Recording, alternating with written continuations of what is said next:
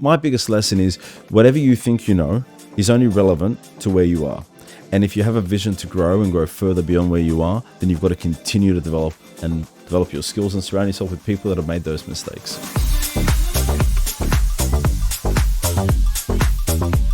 Welcome to another episode of Relentless Life on Your Terms, Season 6. I'm with a good friend of mine who I've known for years, Jacob Awad. We're sitting here in Sydney at the Awad Corporation head office. How are you, Jacob? Chris, always a pleasure. Thank you so much for having me. Very grateful to have you on the show. You've got a very, very interesting journey. You're doing amazing things. You employ a lot of people, turn over a lot of money. Tell us a bit about your entrepreneurial journey. When did you start? When did you know you were good in business? And tell us a bit about your journey. Yeah. You know, it's always a really interesting journey, Chris, because like the journey of business and the journey of who we become is generally fueled by either what we want or what we don't want. And I think from a very early age, I learned very early what I didn't want and what I did want in life. And I went out there pursuing it. In order to pursue something, you kind of fuel your journey based on what you're trying to achieve in life. So from a very early age, I discovered that, you know, I want more than what I have, and I'm going to go out there and pursue something greater. Now, what was your first instance in business? When did you start your business, and how did that start? It's a really interesting question. I often share that with my team as well. But you know, actually my greatest lesson in life, Chris, I started in business, and it's different. You know, business is different. It's different stages of business. All right. And it's generally fueled by a perspective that we have based on what we have going on at any particular stage. Like, for example, a single operator running a cafe also has a business, or someone in a consultancy also has a business. But when you start building a business at a larger level, it commands a different person from who you are and what you're doing. Skill set, you mean? Skill set, mindset. All kinds of skill set, mindset, but you need to become a better person. You need to fuel and educate yourself to lead and grow, especially when you have a team. So it's really interesting. You asked me the question about how did I start in business. Believe it or not, my first business was selling my lunch at school. Can you believe it? 14 years old or 13 years old, I started selling my lunch at school. But you know what? It taught me one very valuable lesson, Chris. And the biggest and most valuable lesson was compounding. How to compound. Buy something, sell something, make a profit. Take that money. Go again. You know, I start with 50 cents. I now have $1. I buy for $1. I've got 2 packets of shapes. I now sell them for $1 each. I've got $2. And it's the art of compounding. Yeah. And believe it or not, I started doing that at 13 or 14 years old. And here we are further down the track. And I still do the same thing now with multi-million-dollar businesses. Of course, but the basis and the foundation are the same. That Albert Einstein said the greatest thing to understand is the power of compounding. It's the foundation of what we do. And it continued to be the same all the way through. We just do it bigger and better. But it's absolutely exactly the same. And you look at interest of the bank. I said, those who understand that principle earn it. Those who don't pay it. Yeah. It's the compound effect, either positive or negative. You're in a 30-year mortgage forever because you're paying stuff to the bank. Yeah. So very impressive head office. Now, I know you've got a fitness level underneath. We're currently sitting at the 3rd level. Correct. And I'm walking through a bunch of different things that you're doing. Run me through that. The concept of what we do is actually really interesting, and it's something that we're looking to grow further. And the whole principle of what we do is about health and wealth. It's about giving people an opportunity to have success and to build something and to support them as they build something and to give them a beautiful place to thrive and to give them the ability to be surrounded by like-minded people that are doing the same things. So that's our element of health and wealth. Sorry, that's our element of wealth. Yeah. But in the space of health, we're also in the fitness sector. So we've decided in the fitness game that we're going to take on standalone gyms. So we have a set of gyms that we invest in ourselves. We develop them, we run them, we develop them, we acquire them, a bunch of gyms, and we run them and we grow them. And the whole concept of what we do is fueled around health and wealth. But the journey has been a long journey to get here, Chris. I mean, people look at what we are today and they think it's an overnight success. It's never an overnight success. I mean, it's been 20, 25 years in the making. What people don't understand is I started selling my lunch at school, and then we kind of moved towards getting involved in, you know, like from 16 years old, I got my license. I started buying and selling cars. Bought my first car for $100, sold my last car for $78,000. And I bought 60 cars in between. 19 bought restaurants, developed restaurants, ran restaurants, grew restaurants, sold out of those. And then I built my experience and started doing many things throughout the stages of life. Here we are today. We're a private equity firm. We're a boutique. Because those all those skills are transferable. Exactly. And you're using them across a lot of sectors. But you mentioned health and wealth. Because, as you know, I'm in the wealth game, but wealth isn't nothing if you haven't got your health. It's a very important Exactly. Philistine. Yeah. Yep. Health, wealth, relationships, very, very important parts of our life. I mean, the relationships we build, whether it's personal or in business or otherwise, they're going to help fuel our perspective, and they're going to help us grow and help us educate ourselves to be better people as well. Better leaders of the community. We can help and serve more people. Give back. So the office that we walked in now, the Awad Corporation, when you actually physically started in business, how long was that? 5, 10, 15 years ago? Well, like I said, there's different journeys of business. I mean, I remember being 19 years old and buying my first restaurant. Oh, yeah, I read that. Yeah, do you know what I mean? We started out, like I said, I was selling my lunch at school. That was 16. That was a business to me. I was sitting at school. I wasn't listening. I was a very practical kind of guy. Theory was not my thing. So being practical, I was sitting in the back of the back of the class drawing organizational charts, and I knew that I wanted to have a bigger business, and it was going to be fueled by a lot of other different business, and it all fueled into one central entity. It's like a pyramid. That's what Awad is. But now, obviously, your main is that health and wealth space. Correct. Yeah. Everything we do is fueled around being health and wealth, and it has an element of a little bit of luxury to it because it's something that I had envisioned as part of our brand and what we stand for. So a higher end. So you've incorporated a lot of different things from fitness. You want businesses to come in here. It's a beautiful workspace here. Yep. So you can actually help those businesses grow. You're talking about helping them with services, helping them grow, and eventually maybe even investing in those businesses. Awad is a boutique private equity company. And as a boutique central private equity company, we're in the business of property ventures and capital. So ideally what we look to do is we invest into business, whether it's our own or others.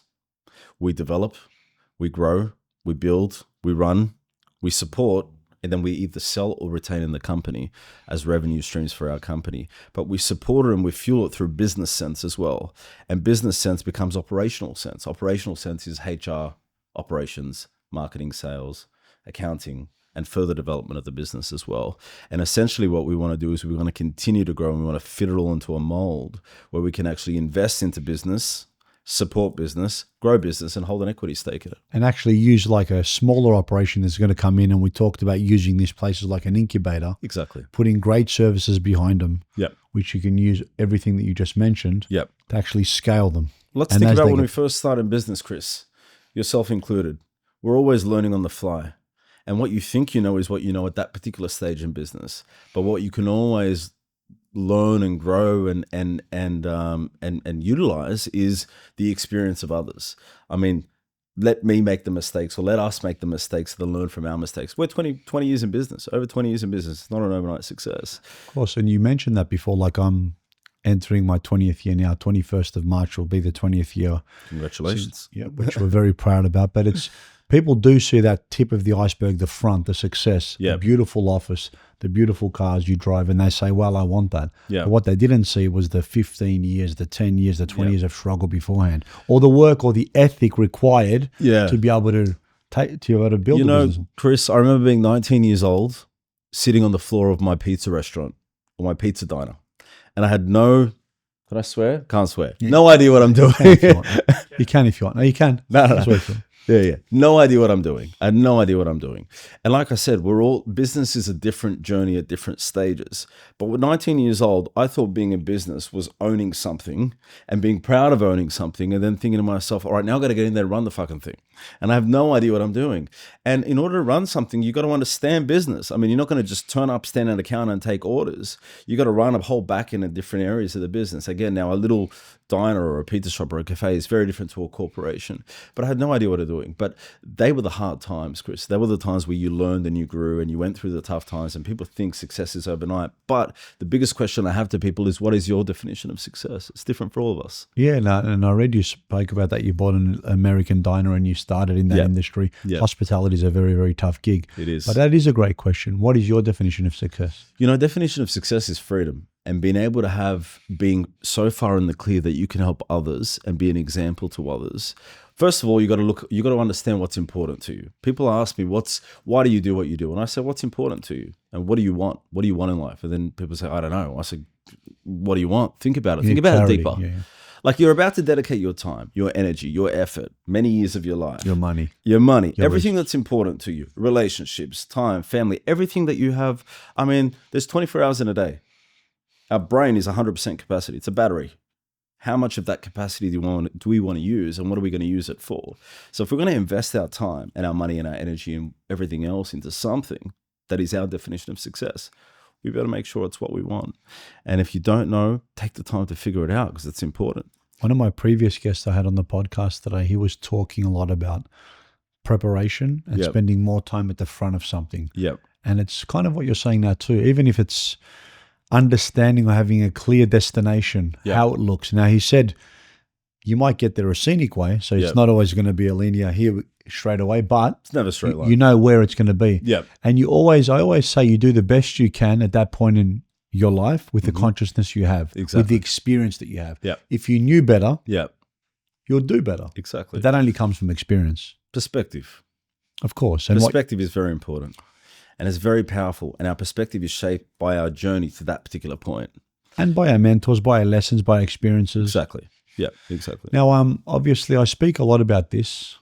Mentors, business people that you advise and lean on. Is that something that you've always had in your career, something you feel is important? You know, when I was younger, Chris, I didn't have an example. You know, like, because I've been here since a very young age, but I didn't have a working example in my life. So I didn't really have a mentor or someone to look up to in a family level. And there was nothing really in my surrounding that I could draw on. So I had to get out there and just find mentors. And my mentors very early on were just successful people, whoever they were. I didn't even know them. You know, you just Google and you look and you figure out and you YouTube, whatever. From a very young age, you find successful people and you say, I want to be that. And that became something that inspired me. And it wasn't anyone in particular. I mean, for example, I had a poster of a Ferrari on my wall. That inspired me. You know, I had a poster of a beautiful home on my wall. That inspired me. So, like I said, everyone's definition of success is very different. Obviously, you've achieved all those things as well. Yep. And having that vision board is important because you're putting that in your psyche. You're actually putting that out there and you're working towards that. Yeah. I think it's important to be a thinker. You know, like some of the most successful people that really achieve great things, they spend 70%, 80% of the time, or 70 to 75% of the time thinking about what they want to achieve. And then they execute like hell for 30%. And they execute like hell at 30% with a really good surrounded team that they lead really well. But at the beginning, it's always you. You know, you got to lead yourself. You know, there's an adage they say when they gave you an hour to cut down a tree with an axe. Yep. And the wise people, they'll spend 50 minutes sharpening that axe first and not hacking at it because they're putting in that strategic thinking. Yep. All the planning, where I want to go. And then it's about execution. For sure. It's about making mistakes. It's about learning. It's about growing. Yeah. Now, you've been in gyms for quite a while, haven't you? Because I see you opening up gyms. I follow you, obviously, on Instagram. Your gyms is a big part of what you do, isn't it? It is a big part of what we do. I guess the premise of what we do and what people don't see in the back end is we're an equity company. We're a private equity company. And we're really in the business of property and ventures. And we're in a couple of different ventures as we speak at the moment. So we're in the co-working side of things. And there's many divisions to how that operates and the different sectors of that business. We mentioned a bit of that earlier. And also the health space being the gym. So yeah, we do buy gyms, we acquire gyms, we develop gyms, we run gyms, we grow gyms. We build them from the ground up or we acquire them and we run them. So when you say you're fully integrated, we're sitting here in your head office. Now you've developed this whole site. The whole site. It's an amazing gym downstairs. I've walked through it, 3 levels. And this is the top of the Awad Corporation, which is like an incubator of businesses where you will help them wrap around services, make them better. Yep. Hopefully they fit your mold. Yep. You have a good synergy and you acquire a stake in them. That's the plan, Chris. I mean, the plan is that there's many revenue streams in what we want to do and what we want to build. But the premise of what we want to achieve is united success. That's what we stand for. So we're very passionate about being successful, our definition of success. It's not my place to tell anyone what their definition of success is, but our definition of success and what we stand for is to build sustainable and beautiful businesses that have a need in some kind of community or something that can give back, but also achieve great success for the people that are driven behind them. So our goal is to be able to give people beautiful spaces, good inspiration, and be able to support them with business services to achieve that. And if they need our support, we can offer sweat equity in the sense of, you know, rather than them paying us a fee, we'll take an equity stake and be able to offer them the services through our own business to grow their business. So win-win for all. Or they can pay us a fee and we can get involved somehow. Yep. So if you see the potential, you see a hardworking CEO that's driven, you back their vision, you've actually given them all the tools and resources to grow. We've made the mistakes. We've made the mistakes. We've learned our lessons and we continue to learn our lessons and we bring on great people on board that have also learned great lessons and able to support the cause. You also said something that's very important. Capital is so important in the starting of a business. If you had someone rewind 10 years ago that said, hey, Jacob, here's an extra X millions of dollars, how much quicker could you grow that? Funny, I've been asked that question several times, and this is what I say. I started with 50 cents and turned it into $1. I started with $100 and then turned into $100 as soon as I started buying and selling cars, and I turned that into $78,000. And then at 19 years old, I had $78,000. This is compounding money. I still spent money along the way and lived and did whatever. But then, after the 78 grand, I bought, I got involved and I bought a little restaurant and whatnot, and I grew that and I sold that and compounded that further.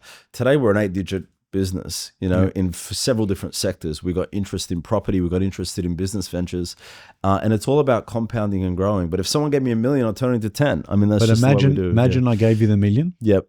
Plus, I also gave you the expertise and experience. So if you could turn 1 into 10, because capital is important, you're an entrepreneur, you're a CEO. Yep. Well, you've done one step further. You'll give me capital, but you're also going to give me the expertise. Exactly. Proven formulas with proven services. Exactly. So you can compound that even further. Why do it yourself when you can do it throughout a united success? And you can always do greater things when you put great minds together. Exactly. Yeah. Greater minds are better together than alone. Of course. Yep. And seeing them work from your office space, you'll actually get a real feel and taste of who they are as people, who they are as CEOs. Yeah. Well, it's about creating that united success vision. And it's about fueling each other and feeling inspired from one another as well for what we do. And you mentioned you're not interested in telling them how to run their business. You're interested in giving them the services and the capital for them to do what they need to do. Yeah, you invest in people, Chris. You don't invest, you invest in great ideas and you invest in people, but you invest in the passion behind people. If someone's passionate and their business makes sense, we want to get involved. Yeah, and I want to do a little shout out because you've supported me for 3-4 years on my philanthropic endeavors, and I always call you to say good day every year when I do the sleep out. Yeah, definitely. And I remember you called me, and I know how busy you are, and you go to me on a Thursday, I think. Yeah. I'm flying down for one day, and you flew out the next day up and down. I really appreciated that. Yeah. And we're about to, we're actually selling our brick by brick home in December, which we've built, paid off, and donating for about $1 million. So all the things you helped me with, we've actually compounded that into every sleep out, into our events, into our home. Yeah, congratulations, Chris. I'm a big fan of what you do, mate. You give back to the community and you support people, and that's a great thing that you do, mate. You should be very proud of yourself. Well, I've got a lot of good friends like you that actually help that vision, not only with their money, but to come down for one day and go back. I'm definitely grateful for everything you did there. I appreciate it, Chris. I'll always be there, mate. Love to support you. Every year you come and support me. So now I have to ask. Yep. What's next for the Awad Corporation? Yep. But before we get to that question, give me 2-3 of the biggest lessons that you've learned that if someone's listening that's thinking of starting a business, these are some of the things that I'd look out for. It's in their inception of their business. Yeah. The biggest lesson I've learned in business is whatever you're doing now and you think you know is going to change. And wherever you are in the cycle of business is going to change. And business commands a different person from you at its different phases. You would know this as you've grown your business as well.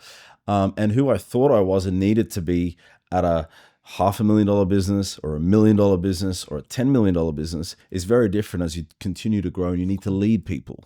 So, personal development skills are your biggest lesson. You got to learn quick. You got to adapt quick. You got to be able to make fast decisions. You got to know your numbers really quickly. You don't need to know a lot of numbers, man.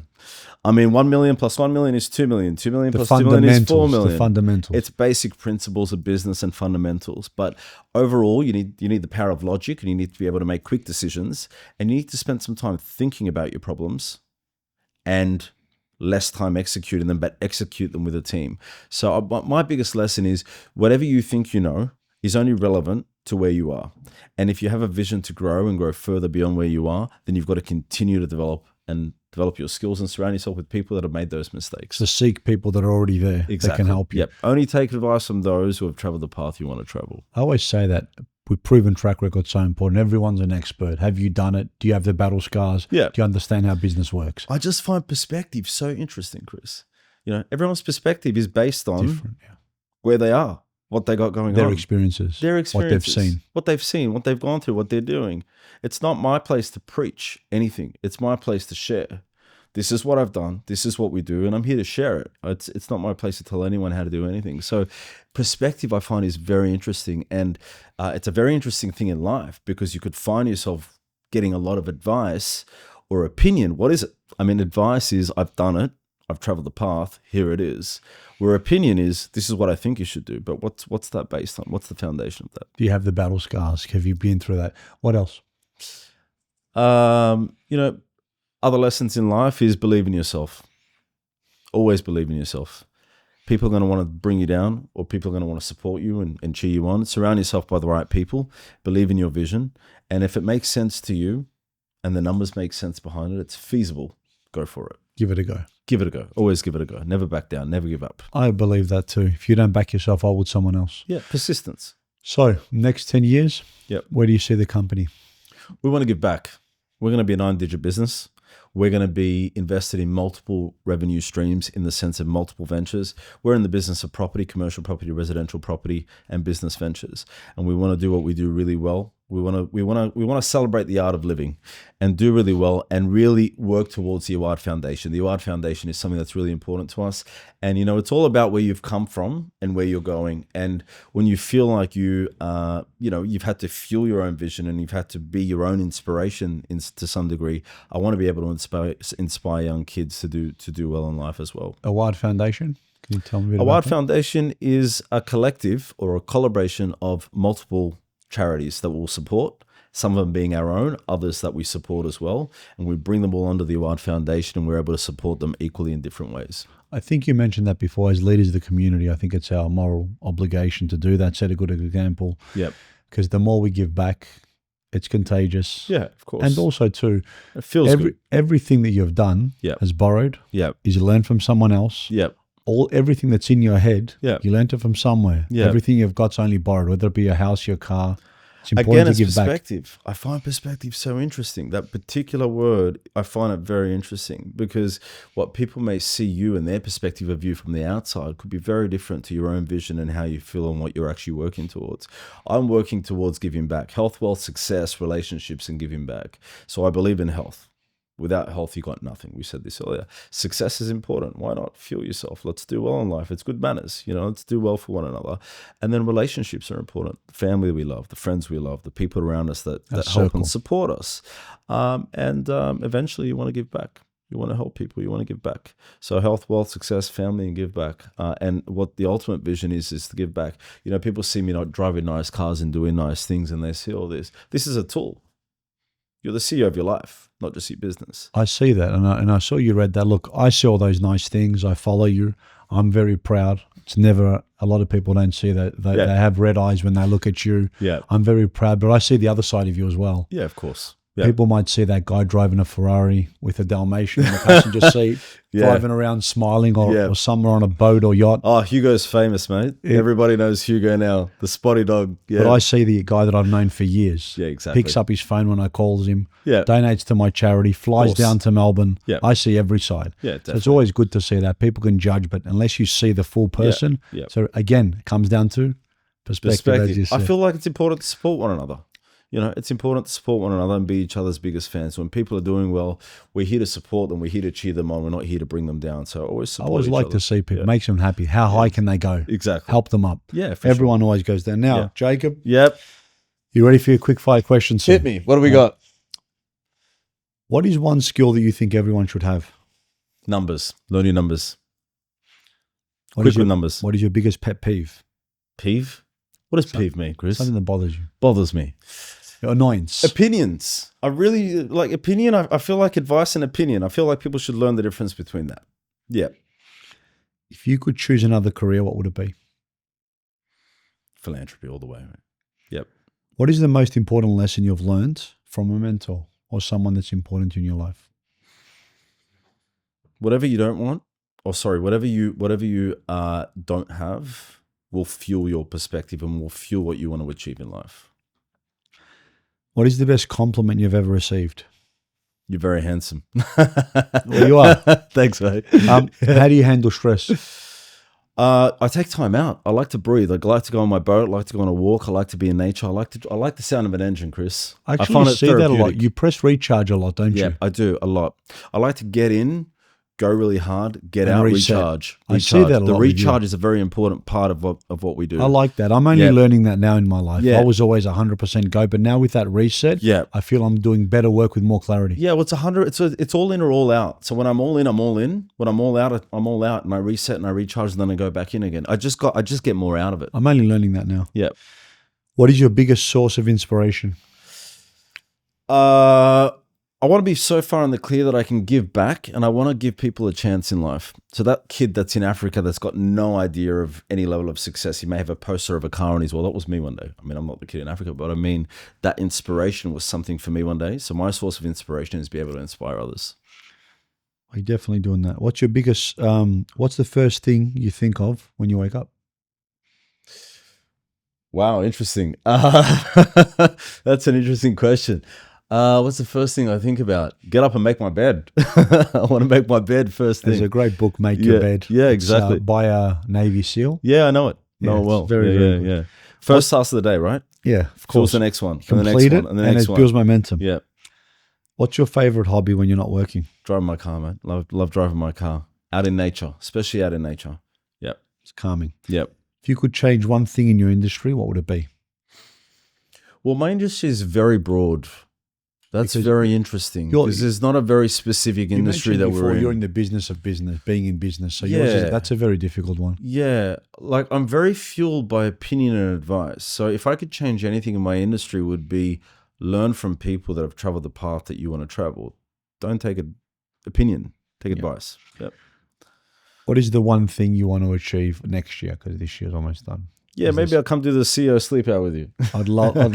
I'd love that. What is your favorite time management tip? You do a lot of things. You're always juggling. 70-30, man. 70-30. Think about strategic, execute. Sharpen the axe, execute, right? So always spend 70% of your time thinking about the problem you're about to execute. If you're going to execute and learn on the fly, you're wasting time. Funny thing is to figure it out, then go. If you execute and you do it wrong, it takes time, money, and resource to undo as well. Exactly. So it takes a lot, yeah. Yep. What is the best way? What's the best way to get creative? Is there something you do that gets time out, man? Time out. I love the water and I love nature. That's why I have a boat and I like to go out. It's not even about the boat. It's just being out in peace. I like the idea of peace. You reset, you recharge, and then you go hard again. How do you stay calm in high pressure situations? Breathe, mate. Breathe. Always breathe and think. Think about the problem. 1, 2, 3. Execute. What's your dream destination? Best vacation you've had? Love Italy. Italy is my favorite place on earth. I want to go. That's one of the places I'm dying to go. I haven't been. Quite a big place, but there's a lot of beautiful places there. Scale of 1 to 10, how much you enjoyed being on the podcast? 10, Chris. Always a pleasure, mate. You're a very good friend. We've known each other for a long time, and it's always a pleasure to get in touch and get in contact and do these things. Thank you very much, mate. Thank you, mate. Much appreciated. Very good.